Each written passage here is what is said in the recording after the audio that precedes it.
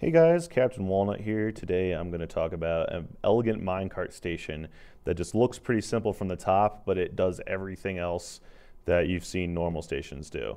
So you can ride away by getting into the cart and go back and forth between stations, and imagine that this is a really long minecart track. This works with SMP because it's a double track system and it has Pez dispensers. So if you walk away, the minecart you rode in on goes away. If you have a cart leave, a new one is called. And of course, if an empty cart goes into the station, it also goes away automatically. Or if you rode in on a cart, it doesn't go away. And you can either walk out with the pressure plates like I just showed you, or you can push the button and it'll go away. So I'll show you how to build it. Alright, so I've got the basics set up here. I just built some walls and the beginning of a ceiling and the place where the tracks are going to go. Remember, this is the one where you get in the cart and ride out, and this side is where the cart will ride in and then fall down the hole. So the first thing we'll do is we'll build the piston setup for opening and closing this little hole here. And the way I did it, it was with a little hook piston thing. I don't know what the technical term is, but all it is two pistons will push out, and then this vertical sticky piston will push up, pushing this half slab into place. And then when it retracts, this piston will retract and then get pulled over. So I'm going to do it exactly like I've done everything before. Purple wool means redstone's placed on it. Green wool means powered through by redstone. So let me just clear out the ones I'm not actually using. There we go. And we want this one to activate first. So we need a repeater there, and 2 ticks here, because this one activates second that way, and redstone on top of this one. There's more compact ways to wire this, but I like doing it this way so that no redstone shows in this vertical shaft here. So you can see when you press this button that it goes up like that. And that's because this block is powered first, but because the piston's not next to it, it doesn't get activated. This block's powered second, which pushes these horizontal pistons out, which then puts the vertical piston next to here, activating it, pushing up, and then this block is unpowered first, allowing it to retract, and then the horizontal ones retract. And then we just need a little glass column around this thing.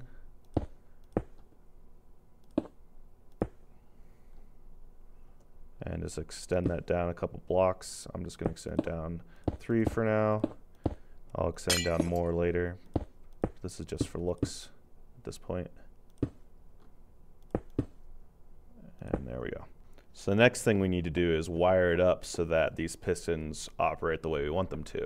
When an empty cart rides in, it will open and the cart will fall down. But when an occupied cart comes in, it won't open. And the way we're going to do that is with two different detector rails. If an empty cart rides in at full speed and hits a detector rail that's sloped downwards, it sort of skips over it and doesn't activate it, which is an awesome feature, and it might be a bug, but I hope Notch does not fix this, because as of right now, it's the only way I know of how to detect an occupied cart. And then I want it to keep going at full speed, so that's why I have these powered rails here. And then if an empty cart hits a flat detector rail, it will activate it. So and then I'll just keep powering this thing. We want another powered rail because we want to keep going at full speed, and the cart would come in and hit this half slab and then fall straight down if the hole is open. So the way we want it to work is if the cart comes in at full speed and doesn't hit this detector rail but does hit this one, that means it's empty and we want it to open. If it hits both of them, meaning it hits this one and then this one, that means it's occupied and we don't want it to open. So if one is activated, then it opens. If both are activated, then it does not open. And that's basically what an XOR gate is. Oh, and it's nighttime. So I just slept so we can all see. Yeah, so I have the detector rails above here. The sloped one is above this one, and the unsloped one is above this one. So here's the wall, the outside wall. And then 1, 2, 3, and that's where the corner is. Oh, yeah, 4, that's where the corner is. And then the detector rail's right there. So when that detector rail activates, it'll power this redstone, When this detector rail above this one activates, it'll power this redstone. So we just need to set up an XOR gate. So set up your redstone paths. And I'm going to place the XOR gate over here. There we go. And just let me set this thing up real quick and then I'll explain how it works.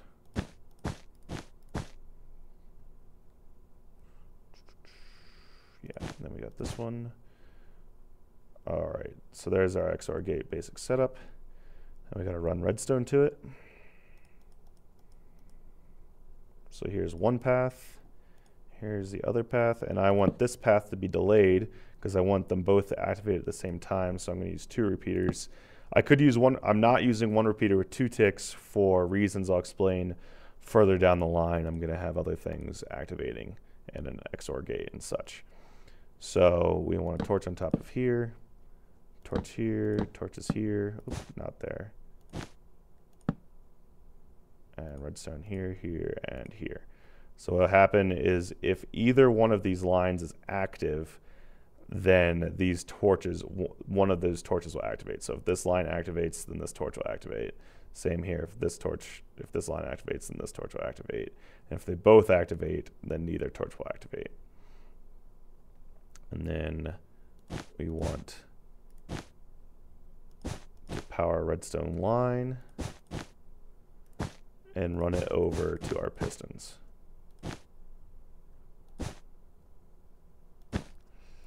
Unfortunately, we want it to be inversed. We want it to be closed normally, so now you can see it's closed normally. And then we'll run this path back. So if one of these torches activates, it'll activate this line of redstone, inverting this torch, so it'll turn off this system and it'll open up. And I'll show you that it works. So if I stick an empty cart in there, it rides in, up, and I don't have it powered. Durr. So let me get back below there, power it up. So here and here. I don't need that one yet. And one right here. There we go. Now it's powered, right? Yeah, now the rails are powered. So if I stick an empty cart in there, see it rides in and falls down. Let me do that again. It opened up. If I ride in a cart, you can see that it does not open, and that's what we want to happen. So now we need some way to detect when the player leaves this area. We have an occupied cart come in, it sits here, but it's going to continue to sit there unless we figure out some way to open it back up. So we need to detect that the player is leaving the area. So we're going to detect whether he leaves by riding out another cart or by walking out of the area. So walking out of the area, we're going to use the pressure plates because even if the guy runs, he still activates those pressure plates. And we're going to do this through use of an RS NOR latch. So we're going to trigger the RS NOR latch when this detector rail is triggered, and then the other input of the RS NOR latch will be triggered if either this guy, these pressure plates are activated, or if he leaves going out this way. And I'll get to the leaving part down the line. I'll just wire up this one first. So we need to detect if those guys are activated. So they're above those 6 pressure plates are above these 6 pieces of wool. And here, this is the one from the occupied detector rail. So we'll run a wire down to where the RS NOR latch will eventually be. Okay, and this is where the RS NOR latch will be. So here's a basic RS NOR latch setup.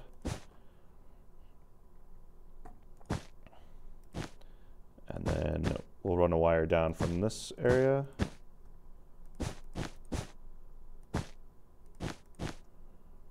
There we go. Repeater here so that we don't have any feedback. That one's not as nearly as important as this one is though, because we don't want the RS NOR latch to activate and come back up here and trigger all this stuff. So we need a repeater there to prevent that from happening. And just run the wire up to it. Stick our torches in our RS NOR latch. run the wire up to the pressure plate triggers, and put the wire on top. So now we have a RS NOR latch set up, but an RS NOR latch puts out a continuous stream depending on which input is activated. What we want is a pulse instead. So we'll just stick a regular monostable circuit here.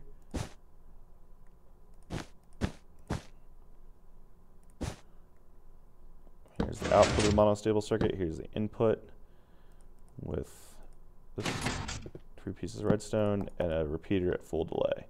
Need to have a piece of redstone here so that this will communicate with this torch. That was it. So now we'll test it out again to prove that it's working. Oop, there we go, got it, just in time. So if I get out, it doesn't go away. If I step on the pressure plate, it does. So the next thing we want to do is finish building our Pez dispenser down. So we'll just build it down 5 layers from where it currently is. So 1, 2, 3, 4, and 5. And then stick an orange wool there. And the tracks will sit on these pieces of sandstone here. And actually place our other sticky piston there. So what happened is this can store 5 or 6 minecarts in it. If you want to store more, then just make this Pez dispenser bigger or longer, go down further. So minecarts will fill up this thing, and then this piston will activate, pushing out the minecarts. So that's really all there is to that. It's pretty simple. And then we want to hook up the wiring for it.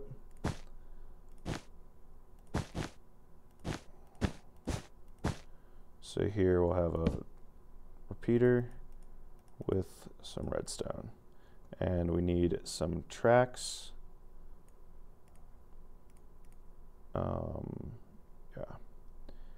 So tracks there, and we'll power those tracks this way. It's a pretty easy way to power it. So when it falls down, there'll be minecarts in here, and then this piston will push outwards, but it'll only be able to push out 1 cart at a time because the minecarts won't be able to push out past this glass block here. So 1 cart at a time will push out, get on this powered rail, and zoom away. So the next thing we want to do is wire up the button that will both call a minecart so you can go away, activate that minecart to go away, and reset this thing over here so that if a person had ridden in and there was a minecart sitting here, it would disappear or it would fall down to the Pez dispenser. So we'll have the button sit right here. And then we'll stick some redstone behind that to get the signal from it. And we just want to drop this thing down relatively quickly. Now this button has several purposes. Like I said, it's going to not only activate the call the minecart, but it'll also activate the minecart. So that's what this torch is doing, is there'll be a powered rail right above this block here. So this torch will activate that.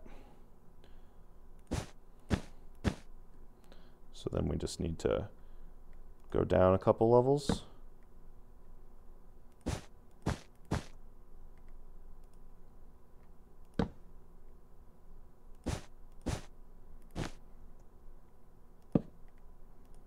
And last level down. And bring this over.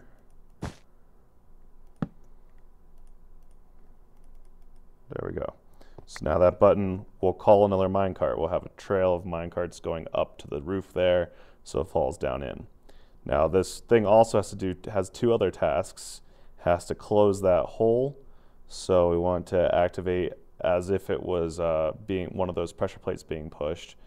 So right here, and we need a repeater so that the signal from those pressure plates doesn't come down in here and also call a minecart. And we also want it to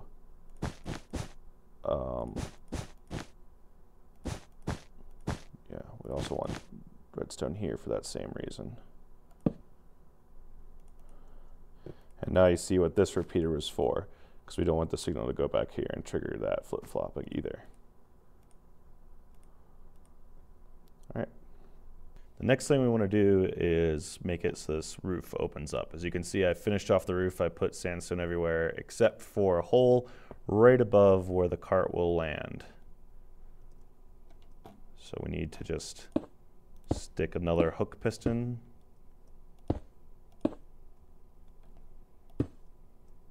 Which will open up this hole here. Power it up.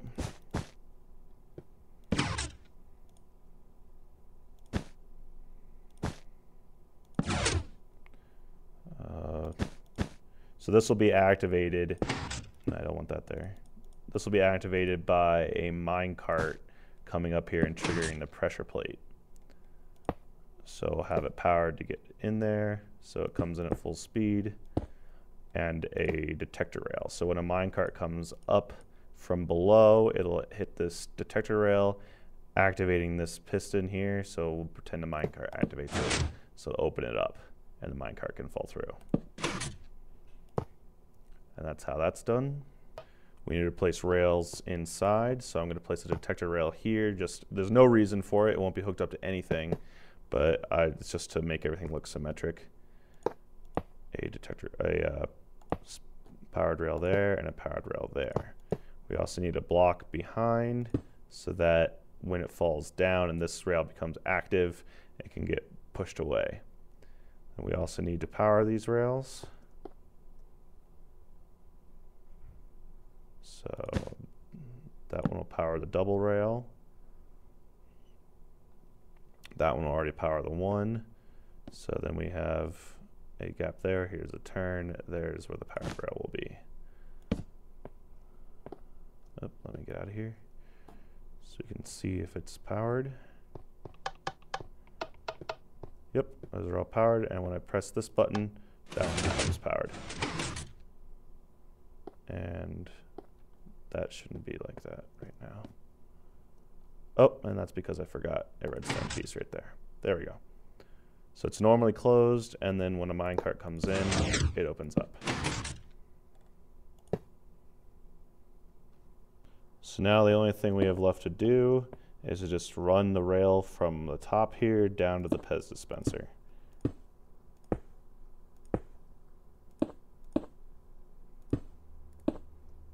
So we want to turn here, and then I'll keep going down. And these two will be in the way, so we'll get rid of those.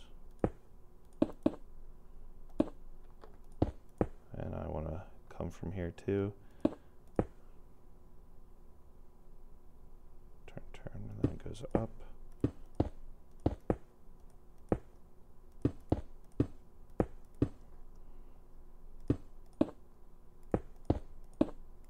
There we go.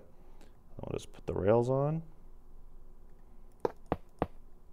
And we want powered rails all the way up so I can make it up to the top. Put a turn on it. Keep on going up. Put another turn. Keep going up. And then put the last turn on it. And then we just need to power them all. So power this rail. These will power both this rail and that rail. And this one will power this rail. And now we're done. So we'll load it up with some minecarts, and I'll show you all this working. So the way you load it with minecarts is you just push a couple in there. 1, 2, make sure you leave a couple seconds in between each one. And I don't hear, oh, it's just far enough away that I didn't hear it working. But you can hear it, just drops down in there, and we'll put one more in there just for good measure. So now you can see there's a whole bunch of minecarts in this Pez dispenser.